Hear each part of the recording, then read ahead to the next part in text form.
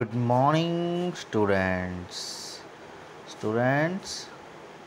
this is a video lecture of class physics, class +1 physics.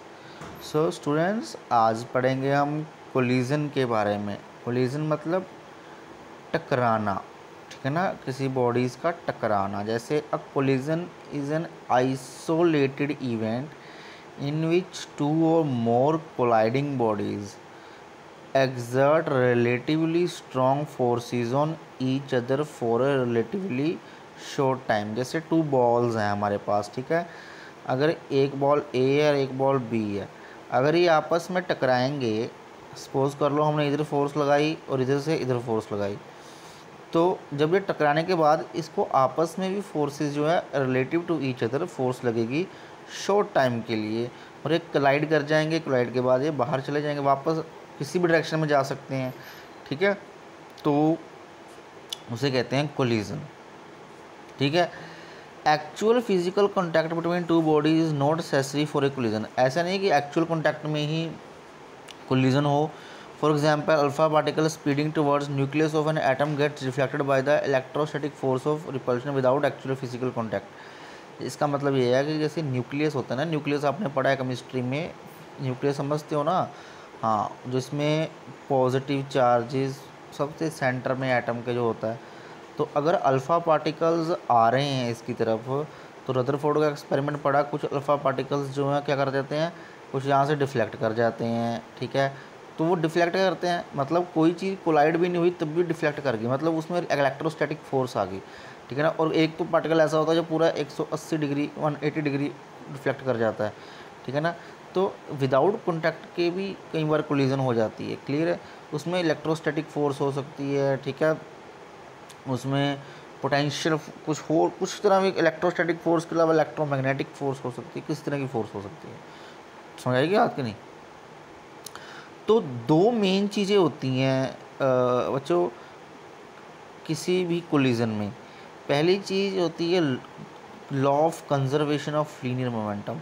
मतलब जो linear momentum है, मतलब मास इनटू वेलोसिटी, वो कंजर्व होता है, मतलब कंजर्व हो जाता है. या तो कंजर्व हो जाएगा, मतलब इसका मतलब है कि जितना पहले लीनियर मोमेंटम था, जैसे m1v1 था, सपोज कर लो m1u1, तो बाद में भी वो क्या हो गया, जब मतलब कि कोलिजन होगी तब भी क्या हो गया, m1u1 रहा, कोई फ़र्क नहीं पड़ा, कंजर्व हो गया, ठीक है ना. तो इस तरह के इसको कहते हैं law of conservation of linear momentum. तो दो चीज़ें कंजर्व होती हैं, एक होती है लीनियर मोमेंटम कंजर्व होता है, और एक होता है कंजर्वेशन ऑफ एनर्जी, ठीक है ना. दो लॉज लगते हैं, ये दोनों पे ही हम चर्चा करेंगे, इसके बारे में ही जानेंगे, ठीक है. तो टाइप्स ऑफ कोलिजन की बात कर लेते हैं बच्चों आज. कोलिजन जो होते हैं टू टाइप्स के होते हैं, elastic collision and inelastic collision. Elastic collision क्या होता है, a collision in which absolutely no loss of kinetic energy is called an elastic collision, ठीक है ना. वो कोलिजन जिसमें कोई भी काइनेटिक एनर्जी का लॉस ना हो. जैसे ये बॉडी ए है और ये बॉडी बी है, मैंने इसको फोर्स लगाई, ए को फोर्स लगाई, इसकी तरफ मैंने दबा के इसको फोर्स लगाई, तो इसमें काइनेटिक एनर्जी आ गई. तो काइनेटिक एनर्जी जब आई, इसमें लेट कर लो, वो काइनेटिक एनर्जी वैल्यू E1 है. तो जब ये बॉल इससे कोलाइड हुई, टकराई, तो ये बी पार्टिकल्स क्या करेंगे, अब बी पार्टिकल मूव होगा. अब जो ये तो रुक जाएगा, इसका मतलब हम ये मान के चलते हैं भी ये रुक जाएगा, और इसने अपनी सारी एनर्जी जितनी भी थी E1 वो किसको दे दी, बी को. तो बी की एनर्जी क्या है, E1, मतलब सारी एनर्जी ट्रांसफ़र कर दी, इसमें कोई एनर्जी, बिल्कुल जरा सी भी एनर्जी लॉस नहीं हुई. That is known as no loss of kinetic energy, मतलब that is known as elastic collision, ठीक है ना. इसी का नाम इलास्टिक कोलिजन उसे कहेंगे जिसमें कोई एनर्जी लॉस ना हो, ठीक है ना. बट लीनियर मोमेंटम कंजर्व हो जाएगा, ठीक है. इसका मतलब क्या है, जैसे the basic characteristic of elastic collision, जैसे लीनियर मोमेंटम कंजर्व है, टोटल एनर्जी कंजर्व है, काइनेटिक एनर्जी कंजर्व है, मतलब दोनों चीज़ें कंजर्व हो जाएंगी. काइनेटिक एनर्जी भी कंजर्व हो जाएगी, जी हाँ, और हमारे पास क्या हो जाएगा, मोमेंटम भी कंजर्व हो जाएगा. क्लियर है, ये आपको ध्यान रखना है. इन इलास्टिक कोलिजन हम वो कोलिजन होता है जिसमें कुछ ना कुछ एनर्जी लॉस होती है, जो रियलिटी में होता ही होता है। जैसे हमें पता है कि बॉल जब जगह टकराएगी तो पूरी फोर्स तो अपनी दे नहीं सकती उसे, कुछ ना कुछ फ्रिक्शन के कारण या कुछ एयर रेजिस्टेंस के कारण जो कि लॉस हो जाता है। तो उस तरह के जो कोलिजन होती है जिसमें एनर्जी लॉस हो जाती है, ठीक है, उसे कहते हैं इनएलास्टिक कोलिजन। ठीक है ना, समझाई कि नहीं आई बात कि नहीं। जैसे example, when an arrow gets stuck in the target, arrow हम छोड़ते हैं, जितनी फोर्स से छोड़ते हैं, जो एरो बो से निकलता है ऐसे एरो, तो वो अगर टारगेट पे लगना चाहता है, अगर जितनी फोर्स से लगाते हैं, कि पूरी फोर्स से लगता नहीं, कुछ ना कुछ फोर्स जो है, कुछ ना कुछ एनर्जी लूज हो जाती है एयर रेजिस्टेंस के कारण, that is known as inelastic collision. समझ आई कि नहीं आई। इसमें सिर्फ लीनियर मोमेंटम तो कंजर्व हो रहा है, मोमेंटम बन रहा है बॉडी का, जितना मोमेंटम था उतना मिल रहा है, बट कनेटिक एनर्जी कंजर्व नहीं हो रही, जितनी कनेटिक एनर्जी देना चाहते थे उतनी कंजर्व नहीं हो रही। कनेटिक एनर्जी का ही फंडा है इसमें ज़्यादा। ठीक है, तो ये आपको ध्यान रखना है। This is elastic and elastic collision. अब एक छोटा सा पॉइंट आता है कोफिशिएंट ऑफ रेस्टिट्यूशन। ठीक है, और कोफिशिएंट ऑफ रेजिलेंस कहते हैं जिसे। ये क्या होता है, ratio of relative velocity of separation after collision to the relative velocity of approach before collision. मतलब आफ्टर कोलिजन के बाद जो वेलोसिटी बनी, जैसे ए और बी थे बॉडीज, पहले टकराए, आफ्टर कोलिजन के बाद इसकी पहली वेलोसिटी थी v1, जब टकराने के पहले u2 थी, जब टकराए इसकी वेलोसिटी होगी v2, इसकी होगी v1। समझाई कि नहीं है। तो आफ्टर वेलोसिटी, रिलेटिव वेलोसिटी क्या हो जाएगी, आफ्टर v2 माइनस v1। ठीक है ना, यही हो जाएगी ना, इसकी माइनस इसमें कर देंगे, ये after velocity. Relative velocity of approach before collision कितनी थी, u1, तो ये थी u2 माइनस u1, तो ये हो गई। तो इसे कहते हैं कोफिशिएंट ऑफ रेजोनेंस, इसके रेशो को कहते हैं कोफिशिएंट ऑफ रेजोनेंस। भी कितनी रिलेटिव वेलोसिटी है सेपरेशन के पहले, सेपरेशन के बाद, और कितनी रिलेटिव वेलोसिटी है अप्रोच की तरफ।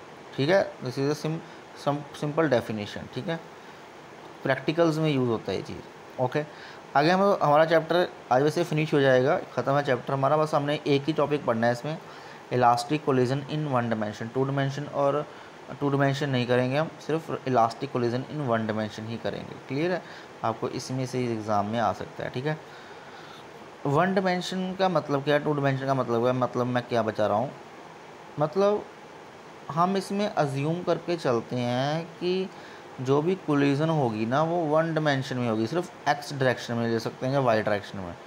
ठीक है, या वाई या एक्स। बट अगर यहाँ होता elastic collision in two dimension, तो बॉडी हम अज्यूम कर सकते थे कि टकराने के बाद आफ्टर कोलिजन या तो वो एक्स में भी जा सकती है या में वो वाई में भी जा सकती है, उस तरह का कोलिजन कहते हैं टू डायमेंशन। तो हम क्या करेंगे, सिर्फ elastic collision in one dimension, मतलब बॉडी टकरा के किस डायरेक्शन में जाएगी, सिर्फ एक्स डायरेक्शन में। क्लियर है। It involves the body is moving initially along the same straight line, same straight line में जा रही है जहाँ से वो पहले आ रही थी। ठीक है, स्ट्राइकिंग अगेंस्ट ईच अदर, एक साथ टकराई, without the loss of kinetic energy. अब इलास्टिक कोलिजन है, इलास्टिक कोलिजन मतलब कोई भी एनर्जी लॉस नहीं हुई और सेम स्ट्रेट लाइन पे आफ्टर कोलिजन वो चलती रही। ठीक है, इसमें कैलकुलेशन थोड़ी प्रैक्टिस करना, लिख के तभी से समझ आएगा। ठीक है, सपोज टू बॉल्स हैं ए एंड बी, मास उसका m1 एंड m2 है, ये क्लियर है। इनिशियली मूव कर रही हैं स्ट्रेट लाइन पे, वेलोसिटी उसकी u1 एंड u2 है। देखो पहले बिफोर कोलिजन वेलोसिटी u1 है, मास m1 है, इस बॉडी b का मास m2 है, वेलोसिटी u2 है। ओके, मैंने u1 ग्रेटर देन u2, मतलब अगर वेलोसिटी u1 की ज़्यादा है तभी टकराएगा ना, अगर सीधे जा रहे हैं तो u2 से। ठीक है ना, तो अप्रोच की तो हमें पता है u1 माइनस u2, अगर u1 ज़्यादा है तो u1 माइनस u2 ही करेंगे ना, रिलेटिव वेलोसिटी इसकी यही होगी, ज़्यादा वाली। Therefore the balls collide करेंगी, लेट द कोलिजन भी परफेक्टली इलास्टिक, हमें पता है कोलिजन क्या है, परफेक्टली इलास्टिक है। ठीक है, तो रिलेटिव वेलोसिटी आफ्टर ये टकराई बॉडीज़, और आफ्टर वेलोसिटी क्या हो जाएगी, हम मान के चलते हैं ये भी इधर जा रही है और ये भी इधर जा रही है, हम ये मान के चलते हैं, अज्यूम करके चलते हैं। ठीक है, और इसकी वेलोसिटी होगी v1 और इसकी वेलोसिटी होगी v2 आफ्टर कोलिजन। पहले कोलिजन कितनी थी, u1 u2, अब आफ्टर जो कोलाइड होगी तो कितनी वेलोसिटी होगी, v1 और v2। अब linear momentum of two ball before collision, before collision momentum क्या होता है, m मास इंटू वेलोसिटी होता है। तो बिफोर कोलिजन इसका मोमेंटम कितना था m1u1, इसका मोमेंटम क्या था m2v2, टोटल क्या हो जाएगा m1u1 plus m2u2। After the collision क्या हो जाएगा मोमेंटम दोनों बॉल्स का m1v1 प्लस m2v2। ये आपको क्लियर हो गया। हमें पता है लीनियर मोमेंटम तो कंजर्व होता ही होता है अगर इलास्टिक हो, ठीक है। तो लीनियर मोमेंटम का कंजर्व मतलब linear momentum of one body equal to linear momentum of second body before collision, before collision linear momentum after collision. इसका मतलब ये होगा ना, देखो ना, लीनियर मोमेंटम कंजर्व का मतलब है जितना लीनियर मोमेंटम बिफोर कोलिजन था equal to linear momentum of after collision, दोनों सेम होने चाहिए। तो वही लिखा उन्होंने m1v1 m2u2v2 equal to m1u1 plus m2u2, ठीक है। अब ध्यान से देखो, कॉमन निकाल लिया उन्होंने, यहाँ से क्या किया उन्होंने, ये टर्म m2 वाली टर्म है ना जो मासेस वाली, एक साइड ले आए, ये वाली टर्म उधर ले गए, ठीक है ना। अब उसमें से m2 कॉमन निकाल लिए दोनों में से, इन दोनों में से, और इसमें से m1 कॉमन निकाल लिया। ये आप कैलकुलेशन करके देखना, ठीक है। ये अपने पास इक्वेशन आ गई 41 इक्वेशन। अब देखो total kinetic energy of two balls before collision कितना था, किनेटिक एनर्जी तो लॉस हुई है ना, सॉरी लॉस नहीं हुई इसमें। तो बिफोर कोलिजन कितनी होती है kinetic energy, half mv²। After collision कितनी हो जाएगी, वही हाफ mv1² v2²। यहाँ पर u1² थी वेलोसिटी, यहाँ पर v2² हो जाएगी, ठीक है। तो किनेटिक एनर्जी भी कंजर्व होती है, तो हमने इसको भी इक्वेट कर लिया और इसी इक्वेशन बन गई हमारे पास m2 v2² इसके कर दिया। अब डिवाइड कर दिया इस इक्वेशन को और इस इक्वेशन को, ये दोनों इक्वेशन को डिवाइड किया, हमारे पास आ गया, हमारे पास ये आ गया, ये वेलोसिटी आ गई, ये वैल्यू आ गई, ये हमारे पास वैल्यू आ गई, ये वाली वैल्यू, ठीक है। अब आगे देखते हैं, बस इसमें कैलकुलेशन है, इसमें हम वेलोसिटी निकाल सकते हैं किसी भी ऑब्जेक्ट की। तो हमारे पास आखिरी में सॉल्व होकर आया v2 plus u2 u1 plus v1। तो ये इसको हम यहाँ से सॉल्व किए, ये वैल्यू आ गई, ठीक है। Hence in one dimension elastic collision relative velocity of separation after collision, इसका मतलब सेपरेशन के बाद रिलेटिव वेलोसिटी ऑफ कोलिजन है after collision is equal to the relative velocity of before collision. तो हमारे पास ये रिजल्ट निकला। तो हमें पता है ये वैल्यू 1 इक्वल है, दैट इज़